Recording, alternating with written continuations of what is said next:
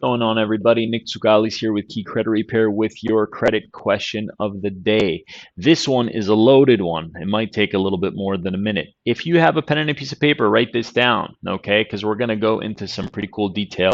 And this is some pretty serious credit ammunition that most people don't even realize. So the credit question of the day is coming out of Atlanta, Georgia.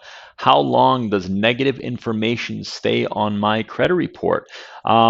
You've probably heard the rule of thumb of 7 years for most things, but I'm going to break it down in detail. So grab your pen and piece of paper, and we are going to jump into it. All right, guys. So the first thing, actually, I'm going to divert a little bit, is positive information, just so you guys know that even the good stuff does expire. So if you close out an account, expect it to drop off your credit report in about a decade, 10 years from the date of last activity, and that account is gone. So check. Let's scratch that one, okay? Now let's jump into the negative stuff. First thing is going to be late payments. So late payments are going to be 7 years from the date of delinquency, okay? So you had that 30-day late, hit the credit report, that timer starts at 7 years. You have charge-offs, 7 years from when it was charged off, okay? Then you have foreclosures. This is a big one. 7 years from the date the foreclosure was filed. Now keep in mind, if you start making payments on that foreclosure, try to recover it, or try to pay on the deficiency balance, you are restarting the clock with the date of last activity. Hard inquiries. This is a big one. It's not 7 years for hard inquiries. It's 2 years for hard inquiries. And really the impact of hard inquiries is pretty much non-existent as long as the inquiry was for rate shopping purposes. So that one I really wouldn't worry about too much. Okay. Collections, probably the most popular of all negative data that we see on a credit report, is going to be 7 years. Okay, you have 7 years from the date of last delinquency. Okay, plus 180 days, 6 months. So essentially what you have is 7.5 months from the date of last delinquency or the date of last activity. So if you've been making payments on that collection, that date of last activity is consistently being brought current. So even if you're just being told, send in $5, send in $10, Nick, send in $10, Nick. I'm gonna make sure we don't take you to court. That's what the debt collector says, right? Well, guess what? When you've sent in that $10, it's restarted that statute of limitations. So if you have a 6.5-year-old debt, or you're bordering that 7 years plus 180 days, and you send in $5, you are restarting that clock, my friends. You're opening yourself up to pretty much a lawsuit the next day. Okay. Let's keep going.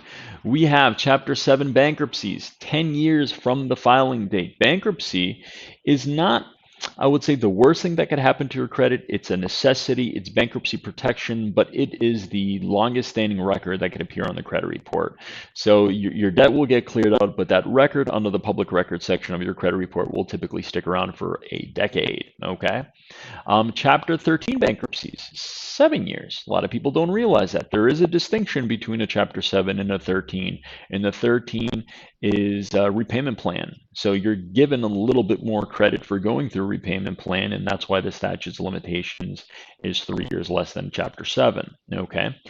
Paid tax liens, 7 years. So you just paid off the tax lien. You're typically going to follow that record for an additional 7 years after that date of last activity. Unpaid tax liens. Okay, unpaid tax liens.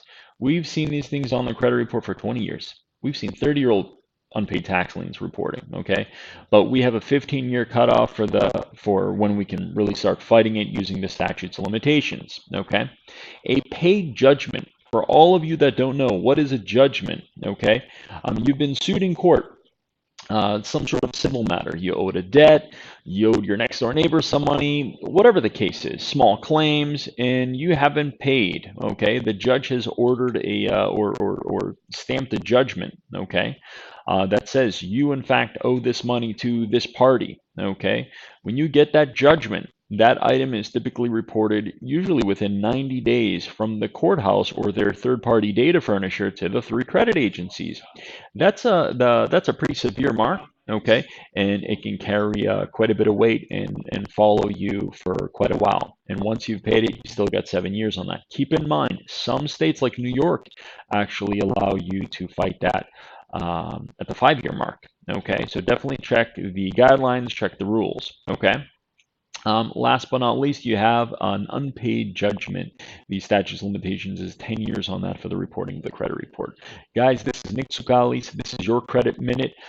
Check out our blog at keycreditrepair.com/blog. We're going to have this video posted there as well as having a checklist of the statute of limitations in each of these categories. If you have any additional questions or you have a credit question that you'd like for me to answer in one of our videos, post it in the comments below or send us an email at ntsoukalis, or actually I'll give you the short version, Nick, N-I-K, at keycreditrepair.com. Thanks guys, have a great day.